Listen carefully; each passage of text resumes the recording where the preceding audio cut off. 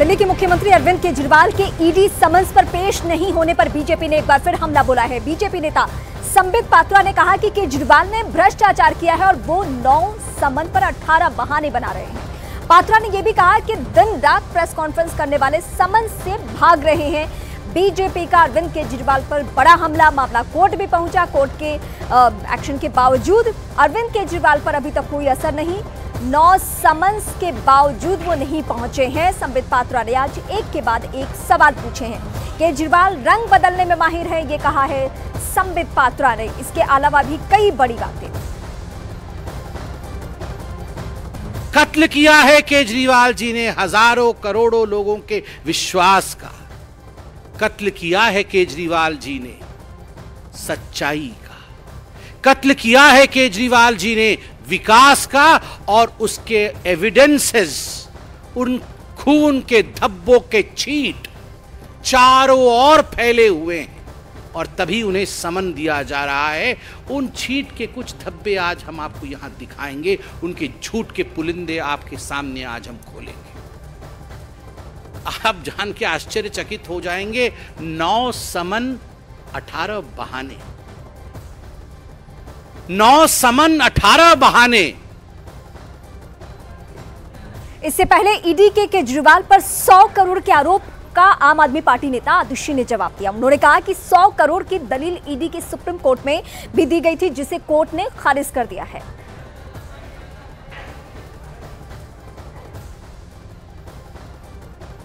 तो आतिशी की तरफ से जो जवाब दिया गया है, ये आरोप पहले लगा चुकी है, सुप्रीम कोर्ट में इस पर बहस कर चुकी है और कोई भी प्रमाण ना होने की वजह से सुप्रीम कोर्ट इस आरोप को खारिज कर चुकी है अपने आदेश में बहुत स्पष्ट तौर पे।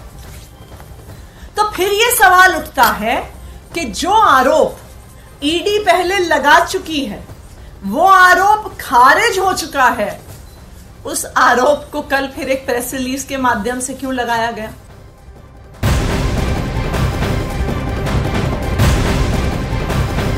दिल्ली आबकारी घोटाले में दिल्ली के सीएम अरविंद केजरीवाल का नाम भी जुड़ चुका है। ईडी ने अपनी जांच में बड़ा पर्दाफाश करते हुए तेलंगाना के पूर्व सीएम केसीआर की बेटी के कविता के साथ केजरीवाल का नाम भी जोड़ दिया।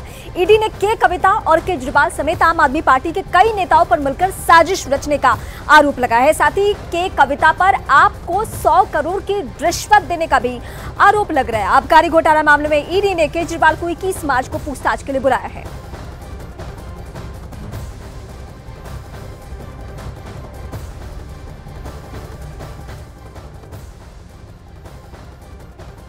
दो तस्वीरें आपके सामने। केजरीवाल पर जांच की आंच और घोटाले में और कितने नाम। के कविता की गिरफ्तारी और उसके बाद कयास ये लग रहा है, सवाल ये उठ रहा है कि और कितने ऐसे चेहरे हैं जो आबकारी घोटाले के मामले में सामने आएंगे और जिन पर ईडी का एक्शन होगा। आबकारी घोटाला मामले में केजरीवाल का नाम आने पर आम आदमी पार्टी ने बयान जारी कर दिया। आपने कार्रवाई पर सवाल उठाते हुए ईडी को बीजेपी का हथियार बताया है। साथ ही कहा कि बीजेपी अरविंद केजरीवाल से डरी हुई है। आबकारी घोटाले में केजरीवाल को कई समन्स दिए जा चुके हैं और उसके बावजूद अभी तक नहीं पेश हो रहे हैं। केस कोर्ट में है तो ईडी इंतजार क्यों नहीं कर रही है? ईडी के पास एक भी सबूत नहीं है, ये आम आदमी पार्टी की तरफ से दावा है। केजरीवाल से बीजेपी डर चुकी है, ये आम आदमी पार्टी के सवाल भी हैं और बीजेपी को जवाब भी है।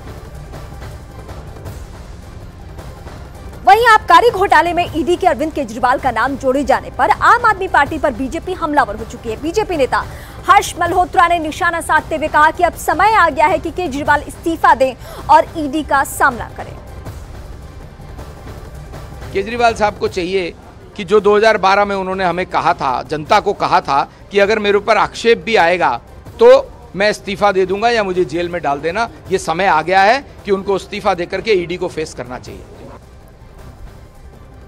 आइए अब इस वक्त आपको बताते हैं कि ईडी ने अपनी जांच में केजरीवाल पर क्या क्या आरोप लगाए हैं।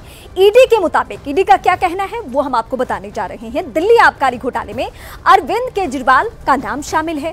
के कविता ने केजरीवाल समेत आम आदमी पार्टी के नेताओं के साथ साजिश रची थी। ईडी ने के कविता पर आम आदमी पार्टी को 100 करोड़ की रिश्वत देने का आरोप लगाया है।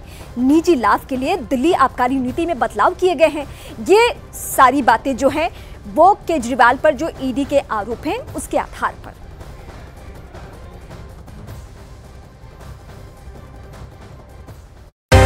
बाद हाजीपुर रामविलास पासवान का गढ़ बन गया, या यूं कहें कि हाजीपुर को रामविलास पासवान के नाम से जाना गया। 1977 और 1989 में तो उन्होंने वहां से बम्पर वोटों से जीतने का विश्व रिकॉर्ड भी बनाया था। लेकिन ऐसा नहीं था कि रामविलास पासवान हमेशा हाजीपुर से जीते। वो वहां 2 बार चुनाव हारे भी थे। 2009 में हाजीपुर में मिली हार ने तो उन्हें इस कदर तोड़ दिया था कि वो एक जनसभा में रो पड़े थे और मंच पर खड़े होकर हाजीपुर की जनता से माफी मांगी थी। रामविलास पासवान की ये जनसभा हाजीपुर के मीनापुर में हुई। 2009 के लोकसभा चुनाव में रामविलास पासवान हाजीपुर में हार गए थे और इसके बाद हुई एक रैली के दौरान उनके आंसू छलक गए थे। लेकिन हारने के बाद भी उन्होंने खुद को हाजीपुर से जोड़े रखा और चुनाव के नतीजे आने के बाद वहां एक बड़ी रैली भी की और उस रैली में नम आंखों से लोगों से कहा था कि बच्चे से गलती हो जाती है तो थप्पड़ मार देना चाहिए, लेकिन इतनी बड़ी सजा नहीं देनी चाहिए। और सियासत के मौसम वैज्ञानिक कहे जाने वाले रामविलास पासवान से जुड़ा ये किस्सा खूब चर्चा में था, क्योंकि भले ही वो 2009 में चुनाव हार गए थे, लेकिन उसी हाजीपुर सीट पर 2014 का लोकसभा चुनाव जीतकर उन्होंने वापसी कर ली थी। इसके बाद रामविलास पासवान ने एक बार फिर हाजीपुर का रुख किया और 10 में 8 बार हाजीपुर से चुनाव जीते। 1984 माफ कीजिएगा, 1984 और 2009 में जब वो हाजीपुर में चुनाव हारे थे तो उन्होंने अपना चुनाव का कार्यालय बदला था और इसीलिए उनकी हार के बाद उनके चुनाव कार्यालय के बारे में भी खूब बात हुई थी, क्योंकि 1977 में रामविलास पासवान ने हाजीपुर के डाक बंगला के पास इंदु भूषण ठाकुर के घर पर अपना चुनावी कार्यालय बनाया था। लेकिन 1984 और 2009 में रामविलास पासवान ने अपना चुनावी कार्यालय बदल दिया और इन दोनों बार रामविलास पासवान चुनाव हार गए थे। इसके बाद इंदु भूषण ठाकुर के घर को रामविलास पासवान के लिए लकी माना जाने लगा था और खबरें थी कि खुद रामविलास पासवान भी ऐसा मानने लगे थे और वहीं पर अपना चुनावी कार्यालय बनाया था। यानी हाजीपुर से जीतने के लिए रामविलास पासवान हर मोर्चे पर काम करते थे और इस सीट पर उन्होंने 2 बार जीत का विश्व रिकॉर्ड बनाया था। दूसरी बार तो उन्होंने खुद का भी रिकॉर्ड तोड़ दिया था।